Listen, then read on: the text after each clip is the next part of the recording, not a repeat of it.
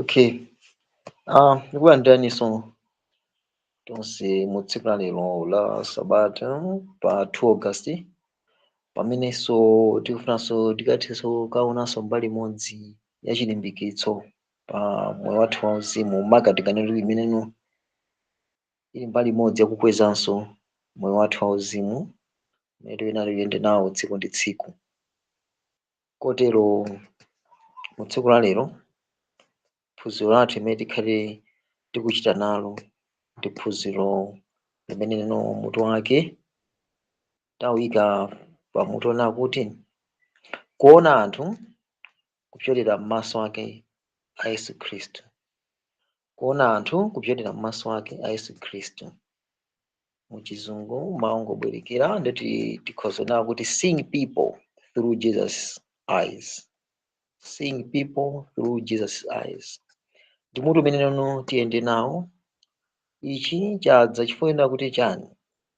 Ambiri ife tathano kulandira Khristu Yesu mwa chikhulupiriro, tikudziwa tili naye mwa mzimu. Kusinthika miyoyo yathu tikukuona kukuchitika miyoyo yathu ya tsiku ndi tsiku, mukachitachita kathu kambali zonse za moyo wathu, tikamba nkhani ya kumalingaliro ngakhale kuthupi kumene kuti zochitika zathu zosiyanasiyana tikutha kukwanitsa. Tikulandirani Brother Christopher. Tathokoza. Msomo kwambiri simunachidwe kwenikweni tingoyamba kumene apa magawana kwambiri mutu umene noti tikhale tikuchita nawo mu tsiku la lero la sabata. Kwaukulu tikuyang'ana nkhani yokhuza nawo kuona anthu ena kupyolera m'maso ake a Khristu Yesu. Kuona anthu ena kupyolera m'maso ake a Khristu Yesu ndimene mutu umene tikhale kuchita nawo. Mukamba kwanga kwambirira ndikuona kuti tafotokozapo kunena kuti tonse tizindikira bwino na kuti no Khristu Yesu tili naye amene tikuyenda naye mu mbali zonse za moyo wathu. Imene ndikamba kwambiri nkhani ya kumalingaliro komanso kuthupi. Ndikutha kuchitira umboni ndi mmene watisinthira ndi mmene miyoyo yathu ili pali pano kusiyananso ndi mmene mbuyomo tisanamudziwe iye Khristu Yesu. Tsopano chinthu tidachilandira takhala nacho ndi kutha kuyenda nacho kufika na pali pano. Ena tinakaphikikabe ndi kukhala nacho chidzalo mu chinthu ichi.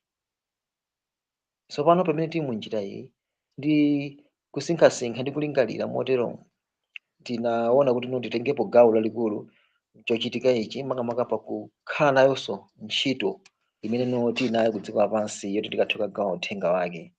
Pakuti inu sinena tichikundikire mwa ife tokha iyayi koma tiona tichitenge nditha kugawiranso anthu ena onse amene Khristu Yesu akuyembekezanso kuti nawonso tikakhale nawo mu chipulumutsocho.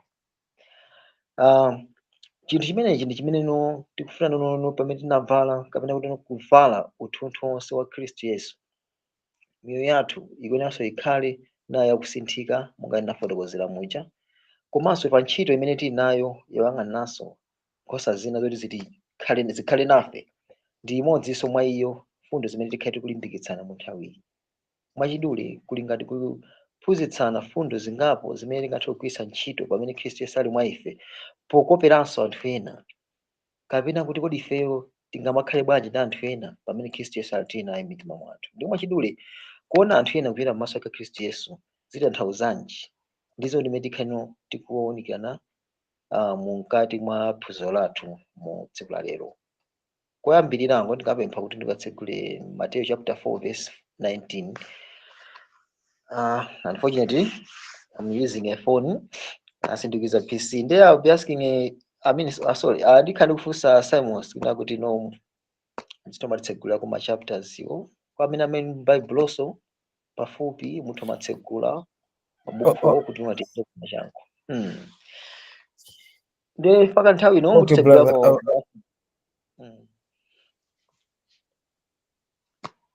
mutitsegulako Matthew chapter 4 verse 19 kwa amene ali ready. Ndi Simons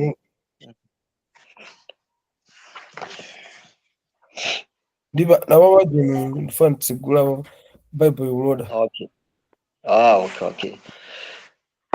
Pamene tiyembekeza muchiterocho timafuna tikadziona kuti ntchito Matthew chapter 4 verse 19 Laza. Okay.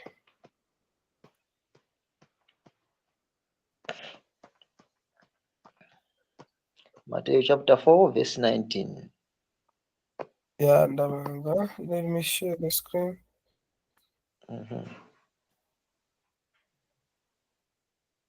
Okay. Numbers mama can share. You can share, brother.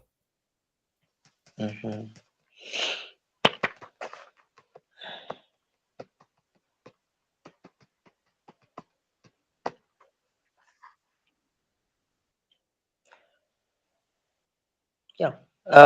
I think inambazo muthu atiwerengeraso.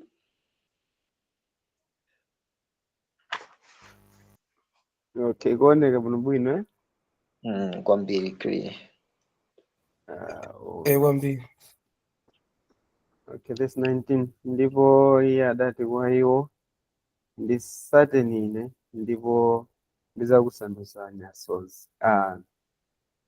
Muthu akubwerezanso fandi mutu okhawo wa vesi loyambira imene titsegulira mu zinthu zonse zochitika zathu mu phunziro ili. Bwerezaniso. Ndipo iye adati kwa iwo, nditsateni ine ndipo ndidzakusandutsani asodzi a anthu. Nzamo kwambiri.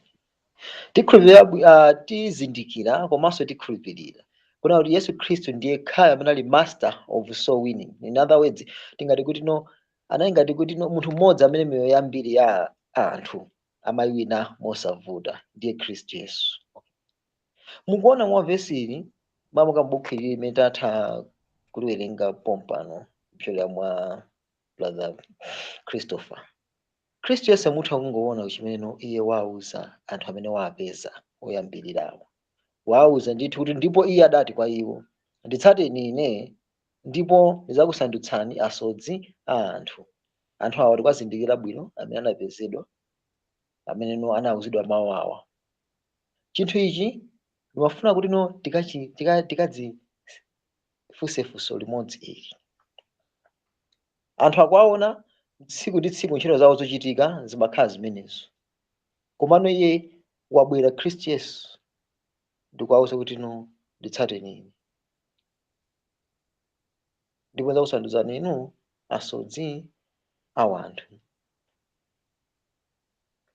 Mukulingalira kwathu ndi kuona chimene Khristu Yesu wachita apa, ndi chinthu chimodzi chimene tikuchiona kuti Yesu Khristu amakhala ndi maso apaderadera. Muchizungu tikunena kuti Jesus Christ akamaona anthu wonse kudziko lapansi amatha kumaona anthu aya with a divine compassion eyes, kapena eyes of divine compassion. Amatha kuwaona anthu ajawo ndithu mwapaderadera kusiyana ndi mmene mwina ife tingaonere. Titha kuyenda tsiku ndi tsiku ngakhale tilosinthika, ngakhale Khristu Yesu ali m'mitima mwathu, komano kumatha kumuona munthu wake zochitika zake tsiku ndi tsiku kuti amaledzerera akulawo, olo mayi imene achitira uhule wake, olo bambo uyu ndimene alimbikira ntchito yake tsiku ndi tsiku zoti uyu munthu wa mulungu umudzi kuti angachite nawo mwathunthu imene tizindikira iyi ndikukayikira. Chifukwa chakuona zochitachita cha tsiku ndi tsiku ndi ndani? Ndi anthu angati amene wawo. Khristu Yesu sanaone anthu a dziko lapansi kapena kuti kuona anthu amene amayandikana nawo kwaona nkuperewera mzochitika cha nkhani yokhudzana kusinthanso kwa miyoyo yawo kapena kuti angadzenso bwanji komanso pakipandani pa iye makamaka pakulimbikitsanso pagwira ntchitoyo ya kuyitanira ku ufumu watsopano umene ukudzawo. Mwachidule Khristu Yesu maso ake akamaona wina aliyense ku dziko lapansi amatha kumaonamo ndithu kupatulika kwa paderadera mwa munthu. Kotero ni chinthu chimodzinso chimene timafuna kuti ifenso akhristu nthawi ino imene ife Khristu Yesu tili naye tiphunzirepo ndi kudziwa miyoyo yathu na kuti ndi miyoyo yokhayo imene ikhale yoyitanira anthu ku njira yake ya Khristu Yesu, imene ili yokhayo njira imene ili ya moyo, imene ikasintha anthu watu tidzafanana nawo chochitika chathu. Nkoposaposa ndimafuna kuti pamene tikukonza chinthu ichi, chifukwa ambiri tilipo amene miyoyo yathu tikuyendabe moyo wauzimu ngati umenewu, komano tinakhalibebe ndi zinthu zina zimene tikutha madutsamo miyoyo yathu tsiku ndi tsiku. mwachidule tingati nditika mtima koweruza kapena kuti no ma isolation hearts una kuti no awawo amene aonekerawo sindingapange nawo associate awawo sindingapange nawo mwakuti koma tikuyembekeza nawo kuti no Kristu Yesu amene ali mitima mwathu athe kugwira ntchito yakeyo kuti no athe kutithandizira kugawira uthenga pakusinthanso anthu ena onse amene ali kudziko lapansi amene sanazindikire iye. Koma ambiri chimene tasankha panopo ndi kudzikundikira chinthu chikukhala mwa ife lokha m'mitima mwathu. I remember 2022 nthawi imene nazapita ku ntchewu mudzi kwina kwake kukatumikira kisha nazandifunsapo mafunso amene ndakumana ku madera awiri ku Phalombe plus ku ntchewu. Kodi mupi inuyo atsogo mabwera apa mapemphera bese Fidel Adventist ndi nayankha kuti ena ajanso aku Phalombe ndayankha kuti ati why munapanga zimenezo mukuona zimene zichitika mu mpingo muja mukuona zimene zichitika nzambiri zonyasa why mupanga associate ndi anthu ngati amene mupangiranji zimenezo that means muchivomereza chinthu chimenechi kuti chizithu mayenda ndi kumathomasokoneza bezi mtsuka pansi panga chite iwo ndoti nosome nawo limodzi fasa zingatheke zoti mukapangizo semphana inu muli momo ndi bwino muchoke mumene nkhondo imene ndakumana nayo yamaso ndi maso kuchewu komanso ku Phalombe komanso online pa Facebook media palazi bambo awiri mmodzi mzungu wachikazi from America wina bambo wa ku Kenya.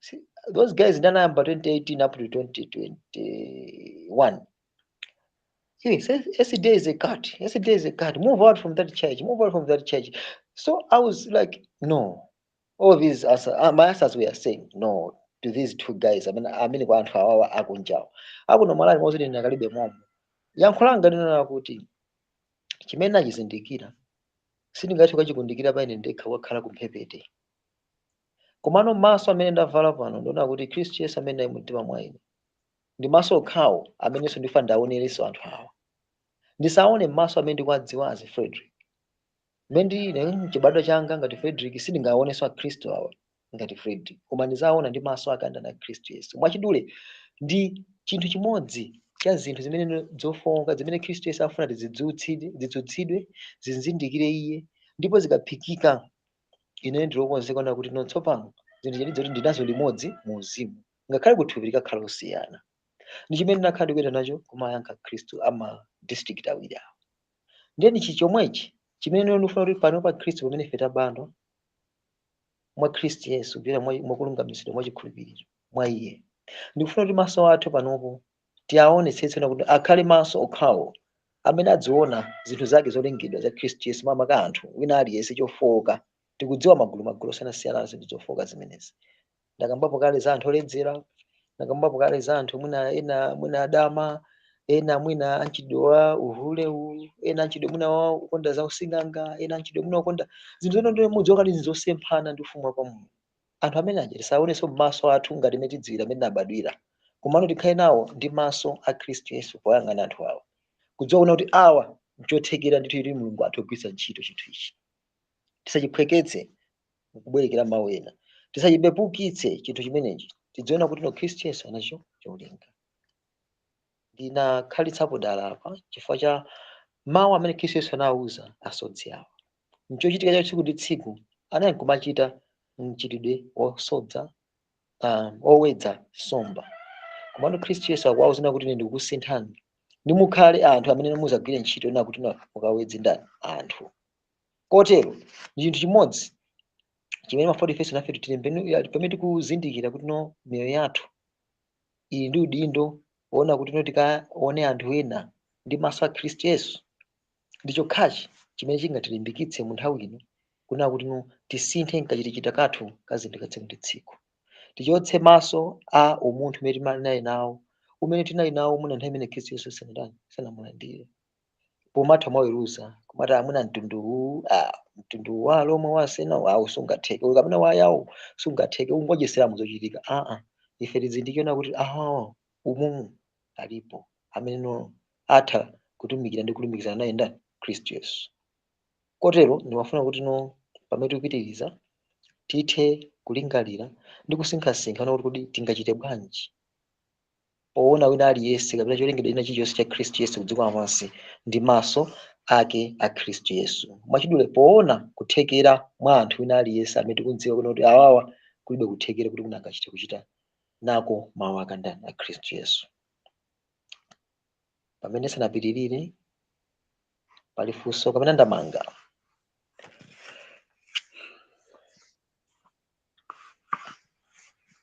Zomwe kwambiri. Tikupitirira motere, mbali inanso ufa timuone Khristu Yesu pachimene anachita china chozizwitsa. Takati tsegulire ni Marko chapter 8 verse 22 kulekeza 26. Marko chapter 8 verse 22 kulekeza 26. Marko chapter 8 verse 22 kulekeza 26. Mufani ngovapo nkhani imene inachitika apa. Kuti tione Khristu Yesu anaona bwanji. Remember kuti Yesu Khristu anali eyes of divine compassion pa munthu wina aliyense wolengedwa ku dziko lapansi. Chimene Yesu akuyitanira mu nthawi ino livini mphunziro ili nchimene chikutitanira pa nthawi ino kuti ifenso tikakhale nawo maso otero poona zolengedwa zake za Yehova ku dziko lapansi. Tiwerengereni Marko chapter 8 verse 22 kulekeza 26. Verse 22. Ndipo anaza ku Bethsaida, ndipo anaza naye kwa iye munthu wakhungu, nampempha iye kuti amukhuze iye. 3. Ndipo adamugwira dzanja munthu wakhunguyo, natulukira naye kunja kwa mzinda, ndipo atanthira malovu m'maso mwake, nayika manja pa iye, adamfunsa iye, uwona kanthu kodi? Ndipo adakweza maso nanena, ndikuona anthu, pakuti ndiwapenya ayendayenda ngati mitengo. Patatha izi adayikanso manja m'maso mwake, ndipo adampenyesa kumwamba, nachiritsidwa, naona anthu aliyense bwinobwino. Verse 26. Ndipo adamtumiza apite kwawo, nanena, usalowe konse mu mzinda kapena kuwuza wina aliyense mu mzinda. Amen. Sitipempha kuti mubwereze komano ndifuna beskini musayichotse ikhale choncho. Timadzindikira bwino Khristu Yesu ntchito yake imene anachita m'Baibulo. Ma healings kapena mwachidule kuchiritsa kozizwa kumene Khristu Yesu anachita m'Baibulo tikawerengera konse kumakwanira kumakhala kuli ndi mulingo okwanira 25. Kuli ma 25 distinct healing miracles amene no Khristu Yesu anachita m'Baibulo. Komano the only miracle ya healing imene anachita Yesu Khristu kawiri, it is only this one which is found imene imapezeka pa Marko chapter verse 22. Khristu Yesu amati akachiritsa munthu kumakhala pompopompo.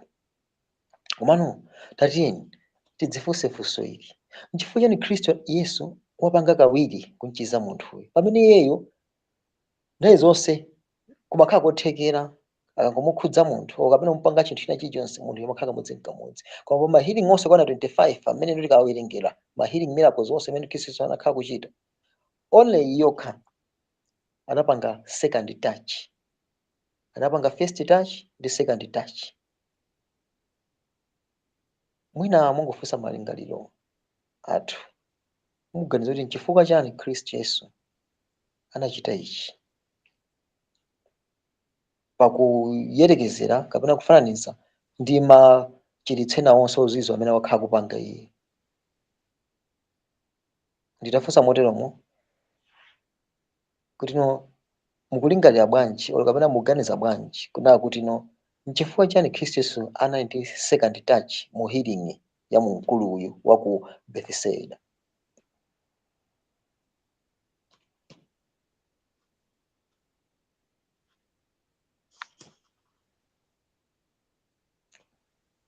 Alipo ali malingaliro ena aliwonse amene angathopeka chifukwa olo maganizo ena aliwonse kuti nchifukwa chani Khristu Yesu anachita chinthu ichi kawiri malo mongopanga kamodzi.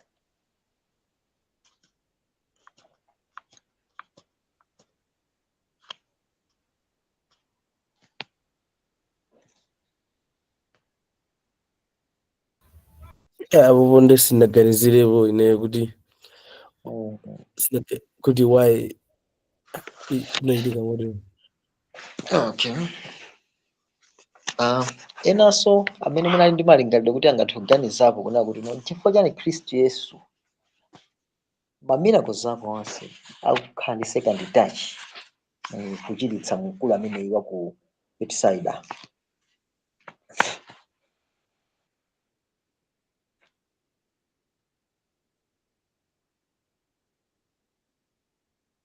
Zomwe kwambiri malinga munafanya ndi nthawi yankho limene tilipeza mkati mwa ndimemo pamene titambasulira komano nimafati une mufundo zinthu ziwiri izi.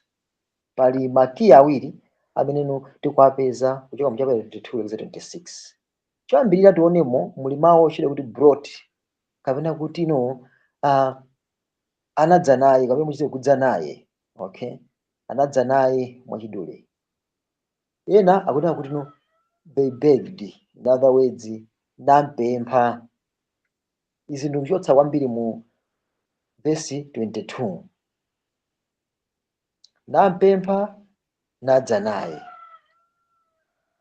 So mutha kuona verse 22 nampempha iye komanso anadza naye, okay, brought and begged.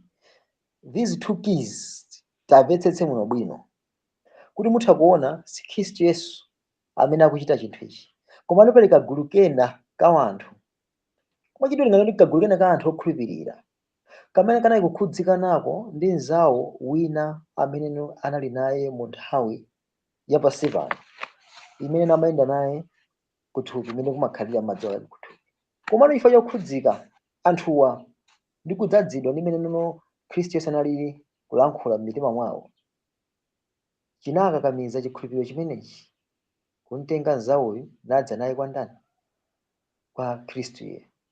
Mkumbuke munthu wankhungu ndipo adza naye kwa Khristu Yesuyo anampempha iye kuti amukhudze wandani? Wankhungu. Zinthu ziwiri zimene zikuchitika chimene chitipatsa fundo ya mtundu wanji. Nthawi zina anthufe tikadziona kuti zidzatengera anthu ena akachikhulupiriro miyoyo yathu kuti tibwere chifupifupi ndi Khristu Yesu.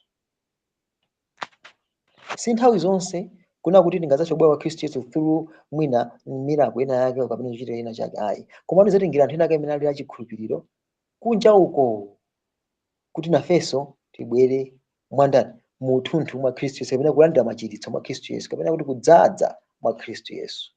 Chifukwa anthu tikadziwa kuti malevels athu achikhulupiriro osiyanasiyana.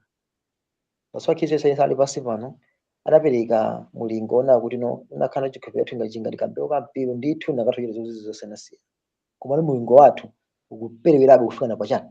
Pakambewu kampiru. Mwachidule ndimangofuna ndinene kunena kuti tingathe kuona kuti anzake auyu wankhunguyu chifukwa chikhulupiriro ali nacho anatokwanitsa kumbweretsa wankhunguyu pamaso pake pandani? Pa Yesu Khristu. Namupempha ndithu una kuti amutani? Amukhudze iye. Mwachidule iwowa nchochitika ichi chikutionetsana kuti ifeyo tikuyenera tikhala anthu amodzi amene muthu kuona kuti anthu ali achikhulupiriro chifana kana ndibe chikhulupiriro sanakabwera naye pa Khristu Yesu. Kulankhula kwina sanakatha naye pa Khristu Yesu, ndipo kunali kuvuta bwezangu kuti uyu aona yekha zochitika kapena mwina akamva kufuulako asuntha kaime pena pake pamene akuveka Khristu Yesu, koma awo anakhala chikhulupiriro mwandani mwa Khristu Yesu. Ndedzi kutengeranso ifeyo ndinakale kwambiri kuchina kuti amene ante Khristu Yesu amene tinasintha miyoyo yathu ifeyo teno tikhalenso ma introducer. Mwachidule kamati brought kapena kuti kudza naye, mwachidule it means to introduce, you should be introducers kapena mwachidule otsegulira kapena otsogolera anthu ena kapena ali kusowekera kapena ali kuchitika kwawo kuna kuti nkoperewera nzochitika zawo za uzimu. Ifeyo mkuchitachidwe wathu umene Khristu Yesu ali m'mitima mwathu ukhale umene tizapanga introduce anthu amenewo kwa Khristu Yesu. Njira ndi zambiri zopanga introduce Khristu Yesu kwa anthu amenewo kwambiri zintchito zathu zimene tingathe kumachita tsiku ndi tsiku. Komanso mwachidwe tikanena kuti mwa chikhalidwe chathu ndi chinthu chimodzi chimenenso munthu ina wake akhoza kupanga kuti moyo wake athe kubwera kwa Yesu Khristu. To brought someone to Jesus, it means to introduce that someone kwa ndani?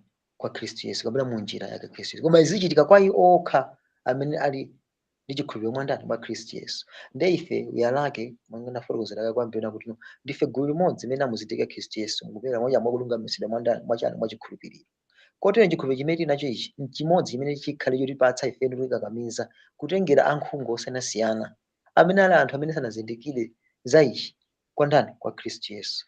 Mupemphero nzotheka anthu akuwapanga introduce kwa ndani? Kwa Khristu Yesu. Muzintchito zachifundo ngakhale ku zintchito zathu mwina tsiku ndi tsiku imene timachitira pa khomo pathu or even malo ogwira ntchito la business, izi zimatha kumpanga munthu ina kumpanga introduce ndani? Khristu Yesu.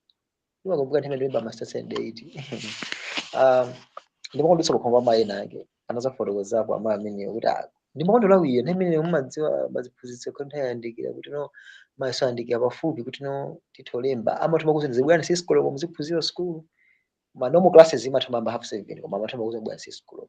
There I was like passing each and every day, especially Mondays to Friday, 5 o'clock wakhomo 5 o'clock.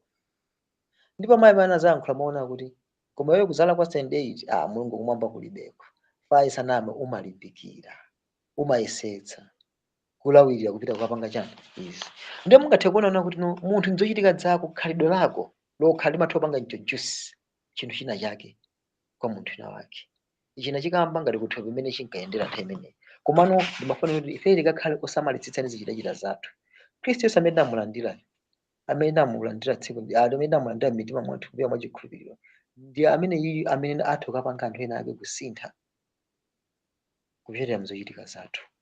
Nde ife eni ngati ngakhale kuti tichita machitidwe ona kuti ndiosemphana ndi chimene tili nacho mumtima mwathu chimene chatsopano, tikumbukana kuti pamene no ife mzimu wathu ndi mzimu wake wa Mulungu ngopanga join timakhala amodzi ndi zochitika zathu sizingakhale zosemphana naye.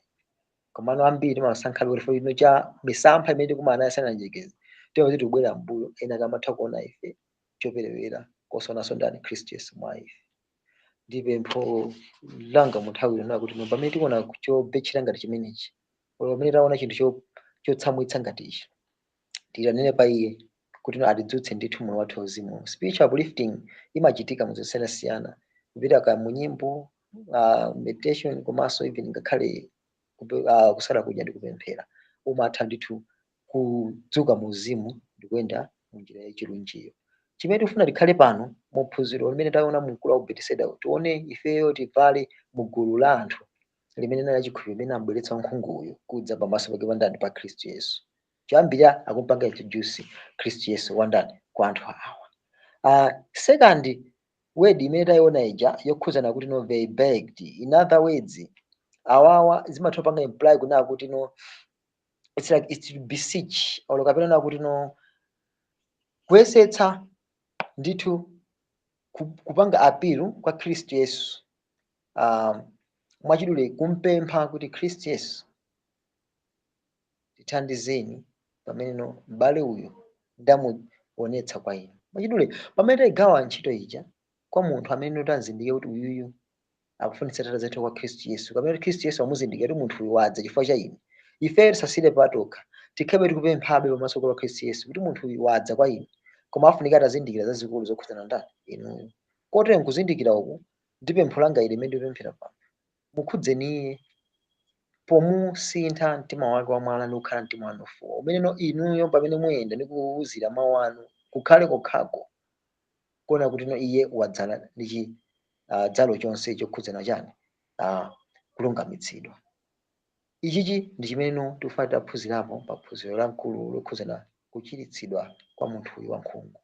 Ndiyeno nkochitika kwa Khristu Yesu kuchiritsa munthu uyu kawiri kuona kuti no Khristu Yesu amafuna tionetsepo na kuti no koyamba ife anthu ambiri pamene tandita Khristu Yesu timwanga tutakwanira kuti no singafunikireso Khristu Yesu atibaditsenso mwatsopanonso mwina mwachidule. Mukumbuke Paulo ananena kuti pempho lathu zipemphera kawiri komanso zipemphera tsiku ndi tsiku ndipo kubadwanso kwathu kwatsopano kuzikhala kwa tsiku ndi tsiku. Muonenso even Khristu Yesu mpempho lake lija la Atate lija ananena ndithu mutikhululukire ife zolakwa zathu monga ife takhululukira chani amanga wathu. Takutengapo mbali imeneyi chifukwa kuti Khristu Yesu anadziona kuti ma iniquities ndi ambiri amene timatumachita tsiku ndi tsiku. Suti amakhala kuti ndikupangira dala, koma chifukwa kuti ndikuyenda mu dziko la chivundi, tikuyenera kuti ndizikhabe ndi ma second touch muzochitika zathu. That's why Khristu Yesu akumukhudza munthu uyu koyamba, koma tona nimene akuonera. Akutha kumaonabe, akumatha kuonabe akuona, koma akumaona zinthu zinoti clear. Okay, that's why Khristu Yesu akupezeka kuti akumugwiranso munthu uja, ndipo adamfunsa kuti kodi kuona kanthu kodi. Okay, ndiye mutha kuona kuti akumpatsa machiritso ena achidule apadera. Ndi ifeyo ndi nthawiso imodzi imene tikazindikira kuti pamene amwandira Khristu Yesu muchikhulupiriro amene mukulungamitsidwa mwachikhulupiriro, sikuti kumene kunakwanira kufika kuti tathera. Ayi, ifeyo tikuyeneranso tikalandirenso second touch imene tingathe kuona muno bwino mbali zina zimene titotani sizinathe kuphikika nditha kudzuka miyoyo yathu, kuti pamene ifeyo tikubwera kukhala ma introducers, komanso anthu amodzi amene tikakhale anthu ono tikabweretsa amene tikapempha Khristu Yesu kuti asinthe miyoyo ina imene tikuona kuti iyi ifuna itasintha chifukwa cha mmene ife tayichitira m'dziko lino. Khristu Yesu asakakhale kudandaula pamaso pa anthu, akadza kuti munthu uyu anaphikika ndipo chochitika chake ndi ine, tikuyenda limodzi. That's why Khristu tikumuona kuti akubweranso kachiwiri namukhudza munthu uyu namuchiritsa. Apo pali phunziro lina kuti kuyambirira ifeyo kwa ife amene tinayo chikhulupiriro tinamulandadi Khristu Yesu, komano tiyena tidzazenso mmoyo wathu wauzimu kupyolera munjiraso ina padera kuti Khristu Yesu akule mwa ife, ndiko kumuyitanaso Khristu Yesu kuti Ambuye ndisinthenibe moyo wangawo. Ndiye kusintha kwake nkuona kuti ifeyo tikuyenera zikhala nawo mapemphero apaderadera, kuwerenga mawu ake, komanso total surrender imene ikufunikira kuti ikhale chikatikati cha moyo wathu wauzimu. Tikachita chinthu chimenechi ndikuwuzani zidzakhala kuti ifeyo mwachidule ngati tanoleka, mwachidule kuti tathwa zenizeni, zoona kuti we can be people amene tingathe kupanga introduce munthu wina wake kumaso kwa Khristu Yesu mopanda chotsimphina. Kotero timafanika dzina kuti izi nzotheka ndipo tikhoza kukwanitsa kuchita uku. Kotero miyoyo yathu kwambirira kuno pamene amwandira Khristu Yesu kukhala Ambuye ndi Mpulumutsi mitima mwathu, tipitirizabe kumaonabe anthu ngati mitengo, koma tikuona chifukwa chani chikatikati sichinafike mwa ife. Chikatikati ichi chitha kutheka pokhapokhapo pamene ife tapanga total surrender, komanso takhala nayo nthawi yowerenga mawu ake tsiku ndi tsiku, ndi kuthanso kukhala nayo nthawi yotha kudzipereka pamaso pa Khristu Yesu kupyolera mpemphero ndi kusala kudya. Izi nzokhala zimene zingatipangitse kuti moyo wathu ufikike zenizeni kuti ndioneno anthu muno bwino mosaonanso ngati mitengo. Mwachidule maso ake kuona anthu ndi maso ake kupyolera maso ake a Khristu Yesu kukudalira ngodya zitatu izi kuti ifeyo tibwere chikatikati chake cha Khristu Yesu. Sindidziwa ngati pali funso lina ndamanga pamene tikupitirira mu phunziro lathu.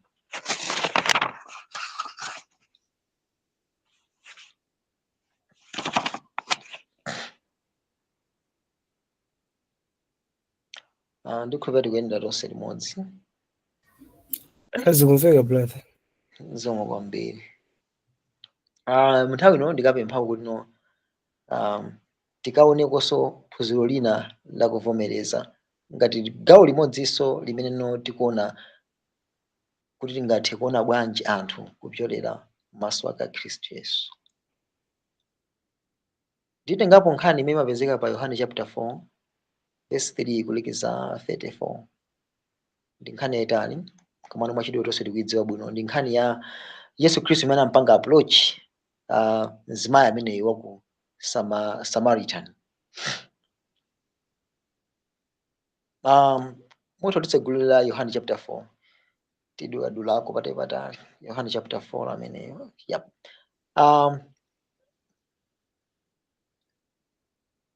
Pa verse 3 ndiwerengabe akuti iye adachoka ku Yudeya ndipo adapitanso ku Galileya. Tikapita pa verse 4 akuti ndipo adayenera kudutsa pakati pa Samariya. Chifukwa chache adadza kumudzi kwa Samariya, dzina lake sukali pafupi pakadziko kamene Yakobo adapatsa mwana wake Yosefe. Mwachidule mafana ngotsegulira ndi mawu amenewo nchingana kuti no tikamapita ndi vesi lopita musimo mutha kuona kuti no Yesu Khristu pa verse 7 amene pa verse 6 po tikutha kuona kuti no akukhala mu nthawi ya 12 o'clock pa chitsime pamene iye anatuma ophunzira kuti akasake chani chokudya mwachidule kukagula. Ndipo tikutha kuona mu nthawi ya 12 imeneyi pamene iye anazindikira bwino fana nthawi imodzi imene anthu ambiri amabwera kuzamwetsa ziweto zawo za madzi kuchoka pa chitsime chimenechi. Chitsime imenechi mukumbuke ndi chimene Yosefe adachileka nthawi ija yamene Yakobo nthawi adachileka kunane kuti chizigwira ntchito mu nthawi imene amene Yosefe adachileka kwa ana ake kuti azitha kumagwiritsa ntchito. Adampatsa ndani amene Yakobo adampatsa ndani Yosefe nthawi imeneyi. So panadza mzimayi ameneyo tizindike bwino nkhani yake imene akhalira anachezerana komano fundo yaikulu Khristu Yesu imene amutsimikizira anamuwuza kuti popeza madzi akowa aoneka ngati kuti ali chobetchera kuti ungandipatse koma fana ndakutsimikizira kuna kuti madzi amene ngakupatse ineyo kuti wamwa sungadzamvenso ludzu lililonse.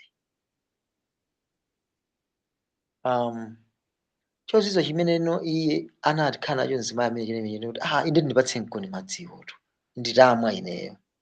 Komano mungathe kuona pena chochitika chawo akucheza amene muja Yesu Khristu anazapasa kufunso limodzi uli ndi mwamuna ananena kuti andibe mwamuna atiwayankha bwino ndipo adamufotokozera zifukwa zake kufika napoti kumapeto konso Khristu Yesu atapereka atapereka analysis yake kuti ndi zoonadi ukuyenera uyankhedi kuti ulibe chani mwamuna. Mkaziyo adapita mmudzi natha kukafotokozera anthu ndi kuwawuza chochitikachi. Anthu aja anadza kwa Khristu Yesu natha kutani kuona chizindikiro chimenechi. Koma anthu awasanadze Khristu Yesu anafunsidwa nati ophunzira ake kuti ambuye chani chinthu ichi.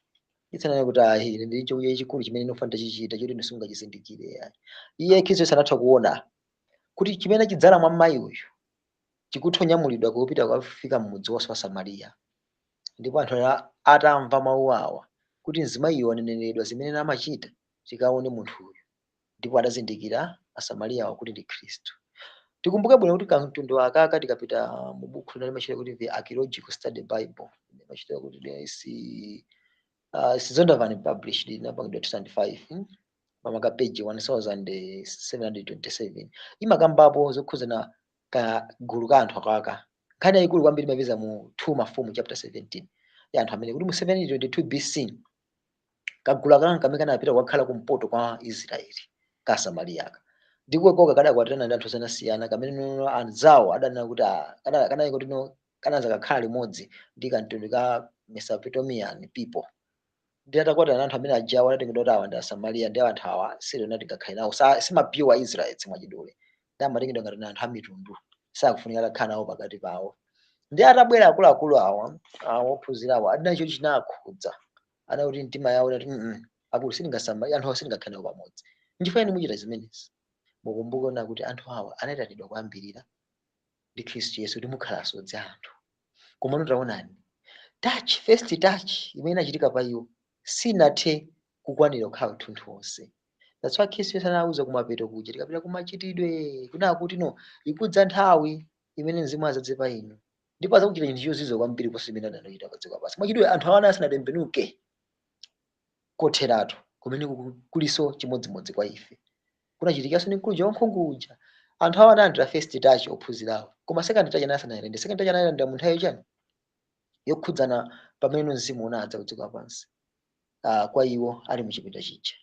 Ndi nchomeka anthu amwe mayankhulidwe awo analibe nakalibe achithupithupi kuti ino muchitiranji kuti yanjenera anthu ngati amenewo. Khristu Yesu ndi mana zawo zoti ineyo ndi chokudya chachikulu chimene chikubwera uko chimene ino simungachizindikire anali anthu. Mwachidule tikumbuke bwino mu introduction yanga china kuti Yesu Khristu anali ndi eyes of divine compassion. Amatha kuona kuthekera kwa chinthu mwa munthu ina wake. Mzimayi muone amasinthatu amuna anati amuna awa wasinthawa. Mwachidule ndingatenga kuti ndi mzimayi wachigololo ndipo iye mamuna samamdziwa kuti uyu ndiye wanga uyayi. Koma Khristu Yesu anagwisa chinthu chimene chija ndikuthotani kukwaniritsa ndikukafalitsa uthenga mmudzi waukulu ndikukafalitsa uthenga anthu onse nkukopeka nkubweradi. Ndi chimene chichi chitotheka pokhapokhapo mulungu atakhala mwa ife kwathunthu kumene kutho kutheka pokhapokhapo tanda second touch ndene second touch itochitika pokhapokhapo ifeyo takhala nako kusala kudya ndi kupemphera. Kachiwiri takhala nayo nthawi yakuwerenga mawu ake a mulungu pafupipafupi. Kachitatu ndi tikhala nayo nthawi yokhala nayo toto salenda. Koma step ya number 3 ndimene imakhala challenge kwa ife tonse amene nomwe tili pano komanso akhristu ena onse amene sindali nawo pano. Ndiyo khala imene titsimikiza kuti tikhalibe ndi kutchingika ndi tikhala nawo maso oona anthu ena mdziko lapansi ndi first touch. Komano second touch sikutheka chifukwa sinathe kukhala nayo mastepe osatatu natchulaja sidafike pachindeyinde kuti takwaniritse nditha kuona izi. That's why tizaonabe anthu ena dziko lapansi lino tikuyenda tikukhala kumaona ngati mmene amaonera ophunzira ake Ambuye Yesu, kumaona gulu ili kuti ili sitingakhale nalo, ili sitinganjane nalo. Ngakhale pa second touch itafikira anthu awa mutha kuona kuti no second touch itabwera inaphikanso mwapaderadera analibe zina asadazindikire. Mutha kukumbuka bwino Petro makangana ndi kagulu kanzake achina Paulo nzochitika. Paulo anasala ndithu amene Petro anasala gulu lija kuti ife sitingasambe m'manja mmene nomwe mwajera ndani gulu ili la amitundu. Kanabe kuti no second touch ikuphikika koma isanafikenso yachiyendeyinde. So ni ntchito yayikulu tikamati kuti munthu afikapo kuti now ineyo am totally connected to Jesus Christ kapena to the kingdom of God. Imakhala kuti no is a step yonena kuti no iweyo so wekha uwena kuti no uzitsoma zisingasinga mazipanga way kuti ndiwoperewera kapena ndiwokwanira kuti chindafika. So nthawi zina tomazazitenga kuti ife tafika ndikumati ife yachindeyinde chachitika apapa ife takwanira komano timakhala tinakalibe kuphepete. Nezi zakhala chisamanyazi Khristu sazabwera nazayankhula kuti ine sindinakudziweni inu chifukwa sanapezeke mwandani mwa ife. Apezeke bwanji Khristu Yesu nakale mastepe ndio mwanje amene nakuyembekeza kuti ife tachite. So mzimayi uyu Khristu Yesu anaona mukuthekera kuti kutha kuchitika miyoyo ya anthu ambiri itembenuke kupita muchani mchoyankhula ichi kwa mzimayi uyu. Zinachitika ndipo zinatheka. Ndipo pachitsime pamenepo ndipo malo okhawo amene anthu adandadi madzi amoyo amene ludzu sanalilandireso. Kotero ndi nthawi imodzi yokha imene ndikathe kuzindikira kuti no mzimu wa Khristu tikazakhala nawo amene ali iye Khristu ye mwini tidzaona anthu onse ndi maso a divine compassion. Okhawo amaza titsogolera kuti no tisaone kuti chintu chosathekera chili chinkulu kuthekera. Ndipo ndikuwuzani Khristu Yesu azatiuza kutiulira kuti kodi hule uyu ungafikire bwanji, kodi mbava iyo kapena chiledzerere uyu mainga ndi maina amaperekedwa kwa anthu awafa ntchito zawo ungafikire bwanji adzakuuza ndipo tidzadziwa. Amene uzafika mezi jazo amaperekedwa kacheza nazo zake osiyanasiyana. Hule uja amaperekedwa kacheza nazo zake osiyanasiyana. Chiledzerere uja amathapira malo osiyanasiyana amowa akatha kutenga uthenga uja mwachidule. That's why amene akuti mawu ena ama wise people, it takes a thief to catch up a thief. So think about ourselves. Ife ndife ma divine tukapita malo amene pali anthu amene amvera anti-divine otsatira zake moziti pali collision imakhala pali nkhondo kwambiri fa ndi mankwera sizigwirizana yaye. Ndeno it's better to use the same word too kuti ukathe kukagawa chinthu ichi chacho. That's why muonepo amatho zisandulitseka kazira tuyi kuti ndize wina wake imakhala kuvutirapo iye amangosandulitseka kukhala chimene chichi apembedza mafano anthu eja amakalaso momoja apanga iza anthu amakapanga memoja. That's why Petro anazankhono ndi musamala zochitika za ndani za Paulo even nkhazi olemba zake munthu tosokera nazo mwachidule koma anasone kusokera koma unanga kuti kwa munthu wena wake kuti sana kuzindikira kuti amachitapo kuti mangati pone munthu osokonekera munthu ndiye munthu akisumagwira ntchito koma he was the only person an apostle yekhayo amene no anachita chinthu ichi chimene Khristu Yesu anamalizitsa ntchito yake. Remember anayika mzimu wake mwa anthu awo ophunzira awo kwana 12 osa komano why anadzutsaso Paul kukhanga lo number 13 mwachidule komano iye anawapaderadera why our 12 sadakwani sada Yesu Kristo sadaonera akwani Yesu adaonabe una kuti second touch chitika komano anthu awa sadaphike kwenikweni ikufunikiranso something chimene ndingatona kuti china chosadziwika bwino ndicho salongosoka komano chibwere kugwisa ntchito anthu awo. Ndiye mwachidule Khristu Yesu chisisi chake sadzagwisa ntchito munthu amene ali educated amene ali richest kapena munthu amene ali kuti uyu ngodziwika kuti uyu ndi awanda namando amapepala amaphunziro aji azagwisa chinthu ndizo ndisingazikhulupirire. zoti zizikuma hawa angatiuze uthengawo. Tili anthu oyimba masiku ano ine mati ina Rick-Ross, ina Lil Wayne, anthu ambiri otchuka kuti ndidzi komadziona mati kuti anthu awo na anthu oti no angathe kuthandizadi kuti no angazasintha anthu awo. Koma Khristu Yesu akunenetsana kuti no zimene ziyadzo akhozodzisintha ndi kukhala uthenga udziko lapansi. Chifukwa anthu ambiri they worship those people and ali ndi ma egos maina amachita ata egos. Those guys anthu ambiri angowaonena amathu mangolira kumafira ndithu kuti no they are connected to those people. That Christ Yesu sees those people with the eyes of divine compassion. Ndipo zini kuthekera kuti toga uthenga umene. Ndipo ndikuwuzani zichitika. Ndikuwerenga mugeri controversy. Kumapeto pa nthawi imene no nkhondo yomalizira amene the destruction of earth. Eni wada ndafotokozapo nawo kuti no pasaka kagulu kena kake kamene no kazamenya nkhondo ndi sananjekezi. Kakaka kadzatuluka kuchokera mu chihema chija chimene no mu Yerusalemu watsopanoyo amene no azakhala bwera pansi panoyo. Kumanena kagulu kake kamene kadzati kazakhale patsogolo. The Khristu ayeni wada wafotokoza ali ndi kamene kazapange about 10. Kaenda dziko lapansi mosayembekezeka kuti awa kangasinthe. Inonso mudzamva kuti kasintha. Mwachidwi anthu amene ali kuti awa sindingayembekeze kuti awa angasinthe miyoyo yawo. Koma anthu adzasintha nokhala about 10 ndamaza akhale patsogolo ndamaza akhale ma strongest weapons amene azagwiritse ntchito amene Yesu Khristu ndikutuluka nawo ndikukamenya nkhondoyo yolimbana naye ndi sananjekezi. Kumapeto kwa nthawi imene ndizakhale nkhondo ija yakumapeto yoti ilimbana sananjekezi komanso ndi anthu aka Mulungu. Fa nthawi yazakhala anyamuka atakalimbana ndi zindawo. Magulu amene amenya nkhondo imene ndi magulu amene zakhala lapanga zoyipa kwambiri dziko lapansi. Limene zakamenya nkhondo imene.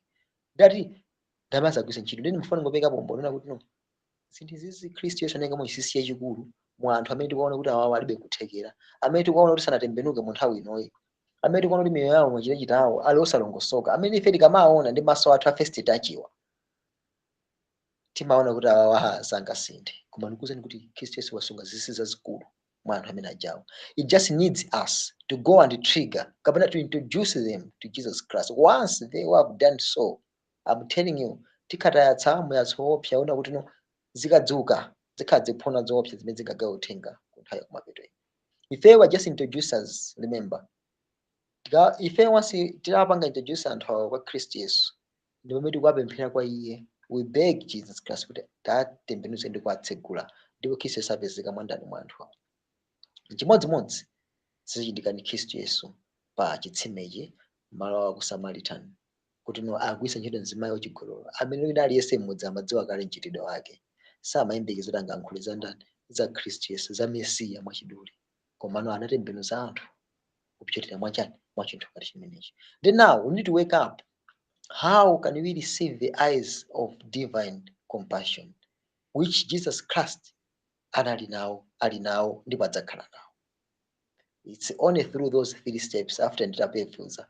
Komano ndikudziwa kuti gospel imaulula zinthu zosiyanasiyana singakhale zokhazi, koma nena the strongest ways imene yoambirira it's about ifeyo tokha kukhala nawo kusala kudya ndi kupemphera.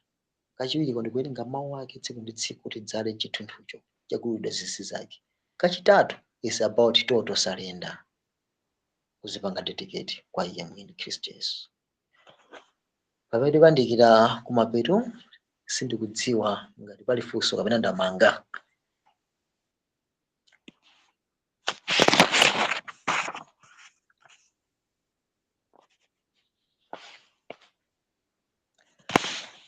Zikomo kwambiri.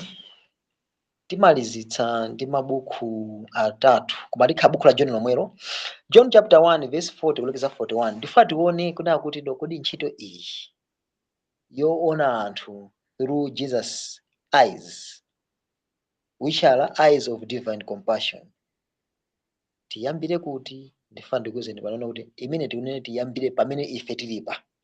Where we need to begin where we are.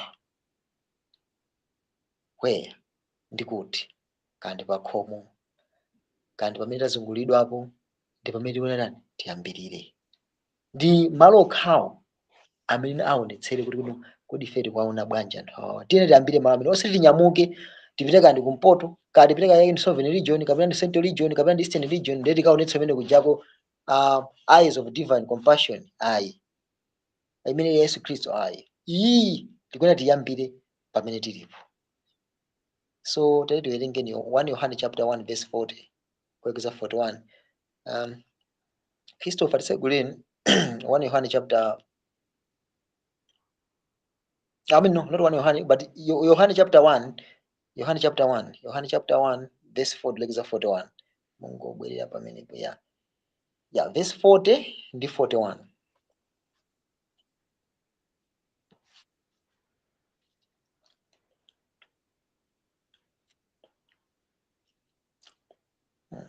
Verse 40 kulekeza 41.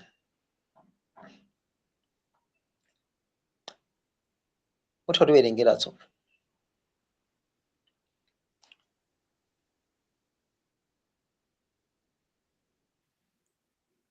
Verse 40. Hmm. Mmodzi wa awiriwa amene adamva Yohane akuyankhula nansatiwe adali Andreya m'bale wake wa Simoni Petro. 41. Iye anayamba kupeza m'bale wake yekha Simoni nanena naye, tapeza ife Mesiya, ndiko kutanthauza Khristu. Amen. Amen. Nkhani ipanganso connect mu chapter 6 verse 5 kulekeza 11. Apa tisunge kuna kuti no Yohane tisanapite ku chapter chimenecho kuti no mmodzi wa awiriwo amene adamva Yohane akuyankhula nantsata iye adali Andreya m'bale wake wa ndani wa Simoni Petro. Mwachidule tikumbuke kuti no pa machitidwe chapter 1 verse 8 pamene no anthu awawa adalandira ndithu Nkhoswe ija ya Mzimu Woyera anaya kulankhula namalalikira. Wamutha kuona kuti no Andreya m'bale wake wa Simoni Petro ndamanaye munthu mmodzi adayamba kumva Yohane akulalikira, ndipo iye adayamba kupeza m'bale wake adamva chinthu chimene chichi adayamba kupeza naye m'bale wake yekha amene ali Simoni, ndipo ananena naye tapeza ife Mesiya, ndiko kutanthauza kuti ndani Khristu Yesu. Mwachidule tikutha kuona kuti no zinthu izi zimene talandira Khristu Yesu zikuyenera ziyambire pa khomo pamene tili. Achibale, anasi, kanda alongo onse ndamene afunika nawonso tayamba kuthulira uthengawo. Tisanayamba kutenga mwina kwena mmakachisi kaya malo amene timasonkhanawo ayi, koma tiyambire awo amene tili nawo achibale pa khomo. Anzindikirenso iye Khristu Yesu. Remember tife anthu amene tikapanga introduce Khristu Yesu. Tikampanga introduce anthu awo kwa Khristu Yesu akutithandizira kuti no zithandizira kuti ifeso tisakasire pompo, koma tikampemphe Khristu Yesu kuti asinthe anthu awa kuchoka mkumitima imene ya mnofu ya mwala ni khala ya mnofu. Kotero ntchito iyi ine yambire pamene ife tilipo mu nyumba imene tilimo, komanso pa amene atizungulirapo. Ndakamba kale kuti kaonetsedwe kuti Khristu Yesu ali mwa ife kapena kuti Khristu Yesu ayenda nafe zizaonekera kupita mu zintchito zathu imene tichitira ndi mmene tikhalira ndi anthuwo malo amene tikhala. Anthu aziyofunsanso kuti awo kodi iwewo zochitika zawo zimakhala mtundu wanji, koma zakhala zongofotokoza zokha nkupita mmene tichitira zinthu zathu. Tikadumpha tikangowerenga Yohaneyo chapter 12 verse 20 lekeza 26 ikhala verse chapter chomaliza chimenecho pamene tikutseka. Yohane chapter 12 verse 20 lekeza 26. Verse 20 to 26.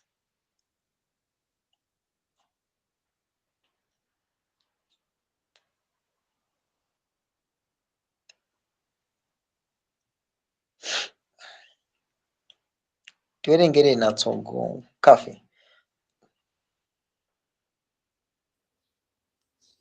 Verse 20. Ndipo padali Ahelene ena mwa iwo akukweza kupita kukalambira pa phwando. Ndipo tinabwera kwa Filipo wa ku Betisaida wa Galileya anafunsa iye kuti Mbuye, tifuna kuona Yesu. Adabwera nanena kwa Andreya. Nabwera Andreya ndi Filipo nanena ndi Yesu. Ndipo adayankha iwo nati, yafika nthawi kuti Mwana wa Munthu alemekezedwe. Inde ndinena ndi inu ngati mbewu ya tirigu sigwa nthaka nifa, koma ngati Khala ifa payo. ibala chipatso, ikhala pa yokha iyo, koma ngati ifa ibala chipatso chambiri. Iye wokonda moyo wake adzawutaya, ndipo moyo wake m'dziko lino lapansi adzawusungira ku moyo wosatha. Verse 26. Ngati wina anditumikira ine, anditsate, ndipo kumene kuli ine, komweko kudzakhala mtumiki wanga. Ngati wina anditumikira ine, Atate adzandichitira ulemu iyeyo. Amen. Remember, ntchito yathu is to introduce izo zimene unoti nzofowoka, zimene tiona kuti zizi zibe kuthekera. Ntchito iyi sititumikira ife kukondweretsa matupi athu kamene kuti katchwiko dziko lapansi, kuti auje tatembenuza anthu 10, auje kuti atembenuza anthu 20, kapena abatiza anthu 30, lembani malekodi a chalichi, kapena lembani malekodi a mu news, kuti awarunde kukunda anthu atembenuza. Ayi, nkhani chiti makhala kutumikira ndani? Khristu Yesu. Ndipo tidziona kuti atingatitumikira iye ndithu komweko tidziwirike kuti no ifeyo Khristu Yesu tidzakhala kuti tikumutsata kwathunthu, ndipo ifeyo tidzadziwa kuti no Atate adzatichitira ulemu. Taganizani Mulungu kuti akuyenera tu alande ulemu ndiyeyo. Tikumbuka bwino kuti no ngakhale zirombo zinayi zimanena ndithu woyera woyera woyera ndithu. Yehova Mulungu ekhaya amene ndiye ndiye madalitso, ulemu, mphamvu, matamando zonse zikhale kwa ndani. Koma ali Mulungu akuchitira ulemu munthu oteroyo, amene akubweretsa zinthu ngati izi dziko maso pake pandani? Pa Mulungu. Zimene zikuonedwa ndi anthu dziko lapansi kuti sizoyenerera, kapena kuti no kwa ife amene tinawo ma first touch tikuona zinthu zizi ngati zosafunikira pamaso pake pandani? Pa Mulungu. Kotero Mulungu akuyembekeza kuti no ife pamene tigwira ntchito iyi tikakonzeka na kuti no tikugwirira ntchito iyi Mulungu amene ali ndani ndipo pamodzi ndi ndani? Khristu Yesu. Tikumbuke bwino na kuti no ntchito iyi tikona tiyambire pamene tili. Mutha kuona anthu awa anasakasaka pamene ali Khristu Yesu, Ahelene awo, mwaidwe anthu amitundu, Magreek, anthu amitundu awo anakasakasaka kuti ampeze Khristu Yesu ali pati, adampeza, ndipo to adaonetsa kuti tsopano nthawi yakwana yafika kuti no mwana wa munthu atani alemekezedwe. Chifukwa anthu ambiri anatazindikira iye kuti no ndiye khayo amene tinene mu mitima mwathu naye ndipo nditiyenda naye. Nthawi iso yokhayi kwa ife amene amulandira kale Khristu Yesu tichilimike ndi kulimbana nako kukhala nayo second touch. Tione mitundu ya anthu osati ngati mitengo, koma tione anthu awa muno bwino imene kuli kuita naso Khristu Yesu kuti atisinthebe miyoyo yathu, ngaganizidwe kathu, ngachitwe kathu, ngakhale kupemphera kwathu kumene tikhala kwa tsiku ndi tsiku kuti tidazolera kuti iku kumene ndimachitira uko kusakhale moteromo. Koma ife titembenukedi kwathunthu ndi kuti pamene ntchitoyi tikutumikira Khristu Yesu yotengera anthuwa kwa iye, ndithu ifeyo tikati kwayikwaniritsa kuti Mulungu akatilemekeze, ndikuti Yesu Khristu akatumikikeso, akabve kutumikike kuti ntchito yanga ikugwirikadi kuchani ku dziko lapansi. Tisazikundikire tokha chimene achilandirachi chikapite ku dziko lonse lapansi, kufika nakuti na iye akamadza ndithu mulekodimo ikakhalemo mbiri yathu yoyenerera kuna kuti no tayigwira ntchito yake. Tikuthokozanso chifukwa cha nthawi yathu imene tinali nayo yothanso kukambira naso kuti no tingakhale bwanji nkuona anthu ene kupyolera m'maso ka Yesu Khristu.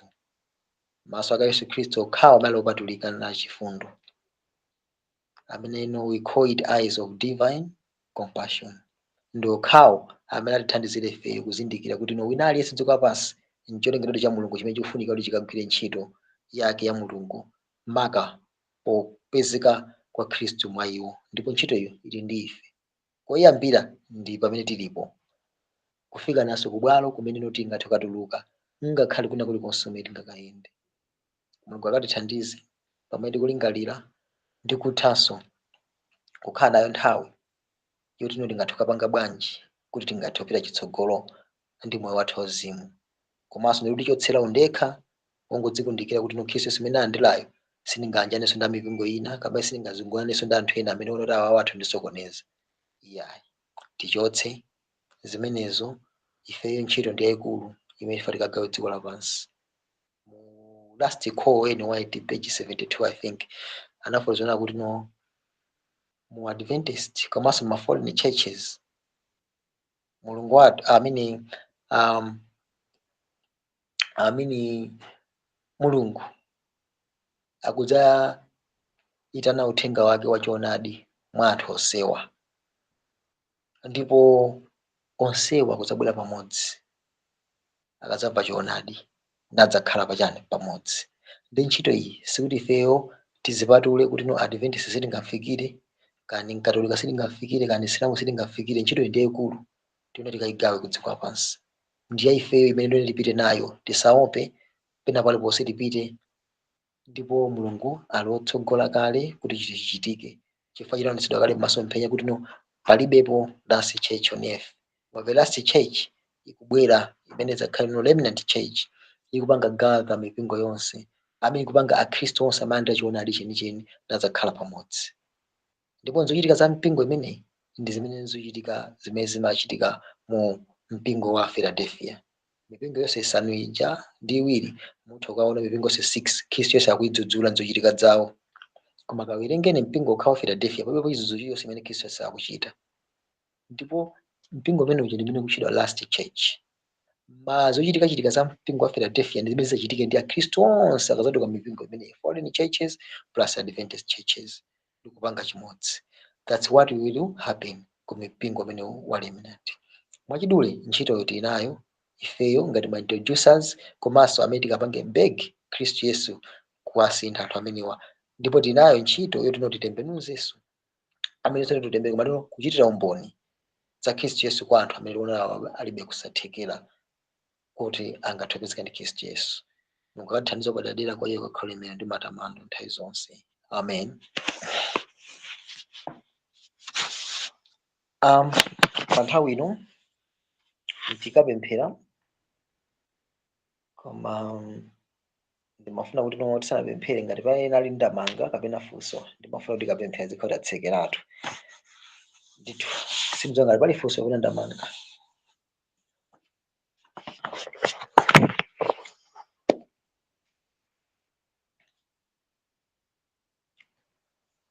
Ndikhulupirira kuti dzafika.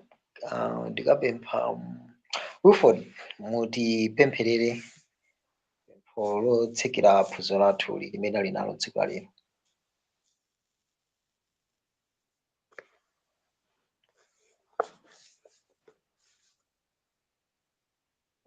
Si kuti Wilford wapanga lefti, koma ndeti tipempha sister amene Christopher mwachidule mutipempherere ndi pempho lanu lotsekerera phunziro lathu.